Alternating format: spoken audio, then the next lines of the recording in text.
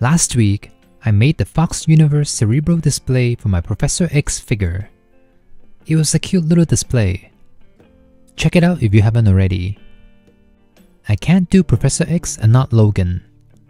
I got the new Legacy Wolverine figure, and I also have this one from a couple years back. I wasn't planning on doing anything to the one with the jacket. It's still one of the best looking Marvel Legends out there in my opinion.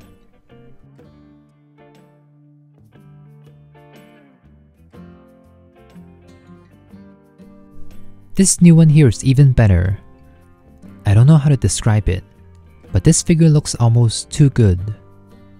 They updated the face and somehow made them look even more lifelike, even though they're the same heads. Let's deconstruct this figure.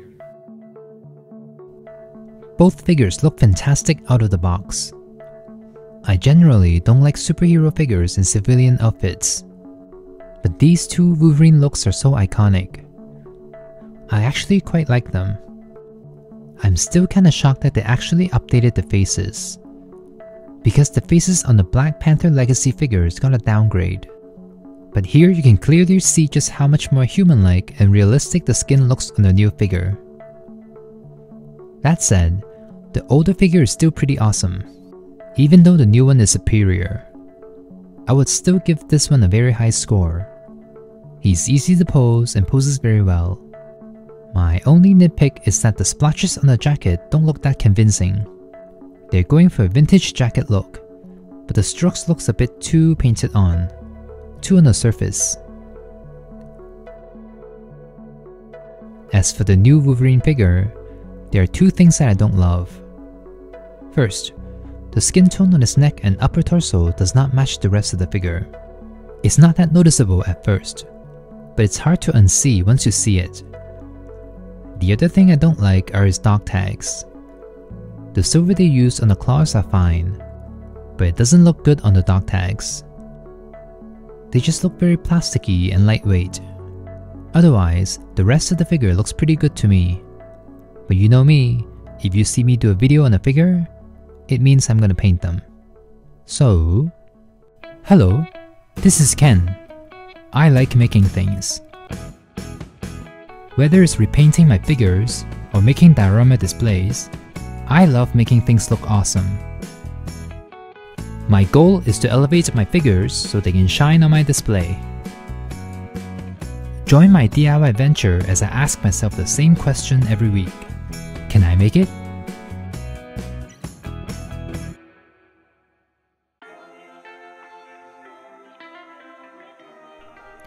Let's work on the jacket first. I'm gonna soften up the weathering effect by adding a thin coat of dark brown over it.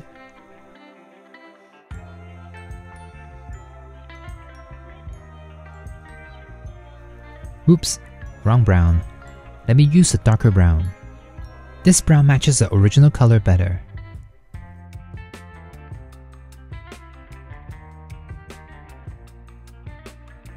I'm also gonna brush a bit of this brown onto his shoes and the bottom of his pants, to make them look a bit dirtier. Next, I'm gonna dry brush a bit of this tan color over the jacket to give it more of a vintage look, emphasizing the high points of the wrinkles.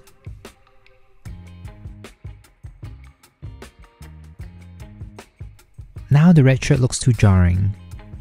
I'm going for a more worn out look. When I think of the Wolverine, I don't picture him with perfectly clean clothes. He tends to run in the forest regularly, so I'm going to add some dirt and grime with brown paint. The dustier it looks, the better. Never mind, the overall figure now looks too brown. Let me reintroduce a bit of blue back onto his jeans. I'm adding the blue to the areas that aren't as worn out.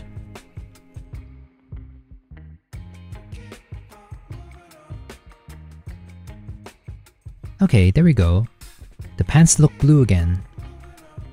But just for fun, I'm gonna dry brush a thin coat of that tan color over the wrinkles to make the texture look a bit more three-dimensional. Alright, I'm happy with the overall look. Let me work on the finer details now. In my previous live stream, someone suggested using a toothpick to do fine details. I normally just use a fine detailing brush, but I want to give this a try. The toothbrush doesn't pick up a lot of paint, but I do like that it's more precise. I do not have to worry about rogue bristles. This is actually pretty fun. I wish there were more fine details to add. Okay, the last thing I want to work on are his shoes. I'm going to darken the soles with the black, and then rub a bit of that tan color to the front of the shoes.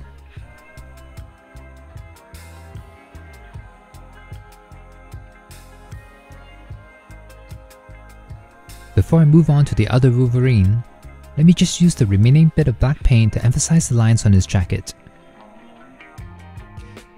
As for the other Wolverine, let me tackle the mismatched skin tone first. First, a thin layer of flesh tone as the base color. And then I'm going to add a bit of red to his neck and upper chest with a damp brush, to get the color to look a little less yellow and more red. Now that the skin tone matches, let me try and give Wolverine a slight tan. Hugh Jackman in the earlier X-Men movies had a bit of a tan look to him. Ideally, I would want him to be a shade or two darker, but I'm gonna have to keep the paint very thin and not be too drastic. I want to avoid paint rub as much as possible, and if it does chip around the joint areas, it wouldn't be too noticeable. Next, just like the other Wolverine, I'm gonna try and dirty him up. Let me add some sweat stains onto his tank top. This is his look after his morning jog in the forest. And when you run in the forest, your pants are gonna get dirty. I'm pretty much doing the same thing I did earlier, adding some dirt with a dark brown and then dry brushing a lighter tan color to bring out the wrinkles.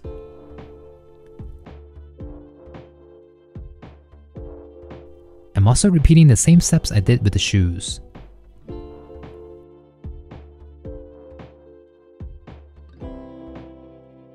Now for the claws and the dog tags, I want to make them look even more metallic, more solid. So I'm going to paint over them with the black first, and go over them with the silver. The material used on the claws isn't that paint friendly. I should have sanded them first. I just have to make sure the paint is fully dried in between layers. And finally, I want to make him look sweaty, so I'm going to stipple some glossy varnish over the skin, like how I did with Namor and Black Adam.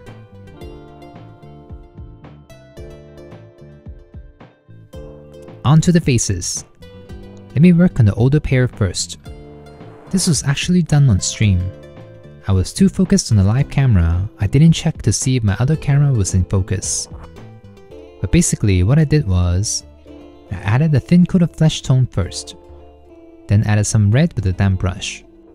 I find that these heads look a bit dull, or cool-toned. I want to warm up the faces. The yelling face also has a missing chunk of beard. I added it back in with the toothbrush. So handy. As for the hair, it has this greenish brown hue to it, so I warmed it up as well with a warm brown. And speaking of hair, these heads were missing a bit of stubble over his lips and on his chin. I used a dark brown and also a bit of blue for the stubble.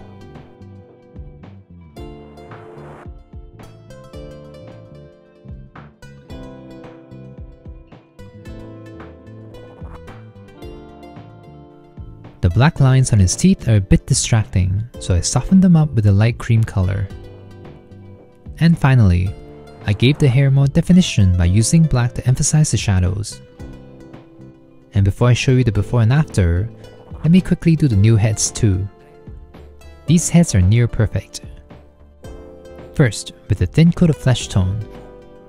Then I added some red over the faces to make them look a bit more flushed. When I looked up Wolverine images, he's always angry or yelling. When people are angry, they turn red. Then I used the brown to emphasize the lines on his face. A bit of black to give the hair more dimension, and stipple some varnish to give him a sweaty look. Alright, let's compare. Okay, this before and after look very similar. The painted one has a more natural looking flesh tone. What about the yelling face? Oh, okay. The yelling face is much redder. It looks a bit strange like that, but we'll see how it looks on the body in a bit. Let's take a look at the older heads. The changes here are much more obvious. Look how yellow-green the original head looks in comparison. The painted one looks so much more lifelike. I did a better job with these heads. Now let's see how the heads look on the bodies. Here's Wolverine with the leather jacket. I love how this turned out. Don't get me wrong, the original figure is perfectly fine the way it is. But now the figure looks almost like a real person. To me, it looks more like a 3D render of a video game character. It kinda reminds me of Joel from The Last of Us for some reason. Maybe it's because the dirty clothes is giving a bit of a post-apocalyptic vibe. What do you think? Do you like what I've done to Wolverine? Let me know down below.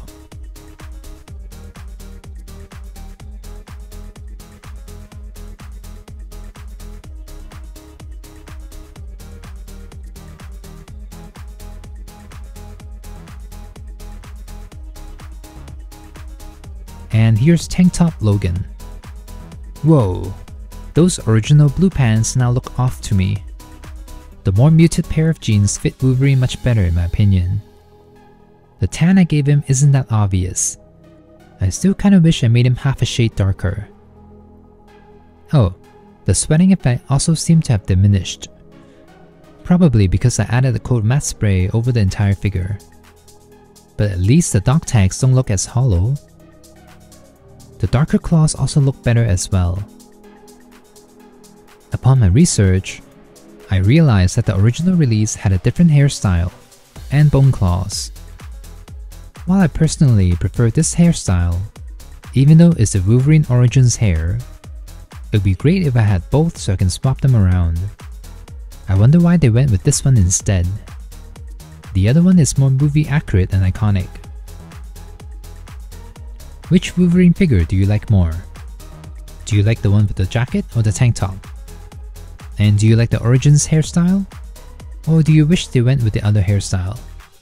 So many questions, so little answers. Let me answer my own questions. I actually changed my mind after painting the figures. In the beginning, I liked the tank top one more because I can see his biceps. And he just looks more battle ready. You know, I'm not a big fan of figures with jackets. Jackets often look too bulky, and they hinder the posability of the arms and legs. And worst of all, there are usually gaps between the shoulders and the arms. But I have to say, this Wolverine figure has none of those issues. He looks great, he doesn't look too bulky, and I can still pose him fine, just like any other figures. And the transition between the shoulders and arms is pretty natural looking. Even though this is a casual look, he actually still looks like he's ready for a fight.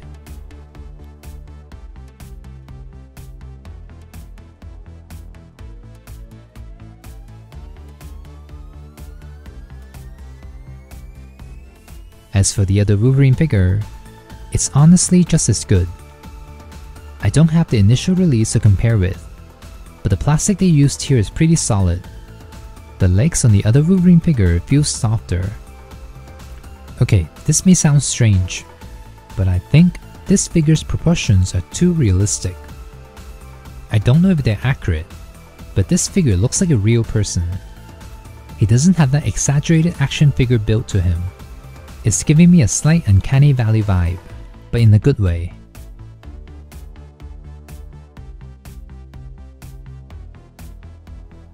Overall, I'm glad I picked up both of these Wolverine figures. I thought the leather jacket one would look better on Cerebro, since he's a more casual one. But turns out, both figures look great on my Cerebro display. They can both be there along with Mystique and Charles.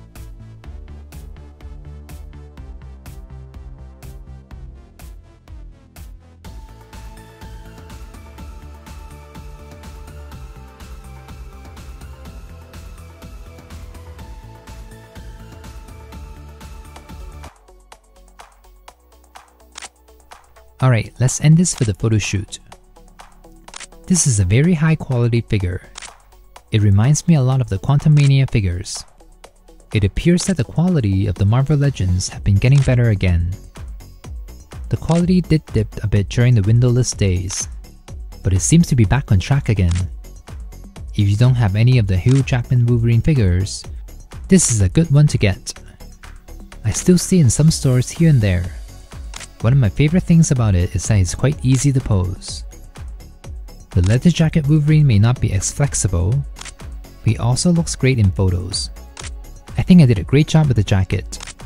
I can almost touch and smell it. Even though it's plastic, it doesn't look that stiff. And those faces, they look much more realistic with a warmer skin tone. But maybe it's because I've been looking at him for so long. He looks more and more like a video game version of Hugh Jackman to me. Even though they share the same heads, the leather jacket one just doesn't resemble Hugh Jackman as much. Weird. I'm curious to see what the new Wolverine figure is going to be like, the one with the yellow suit. I still have mixed feelings about that suit. It looks good in motion, but kinda blocky in stills. But I think it'll translate well in toy form. Anyway, I hope you enjoyed today's video. Give it a like and subscribe to see more content like this. And as always, stay inspired and I'll see you soon. I can make it, so can you.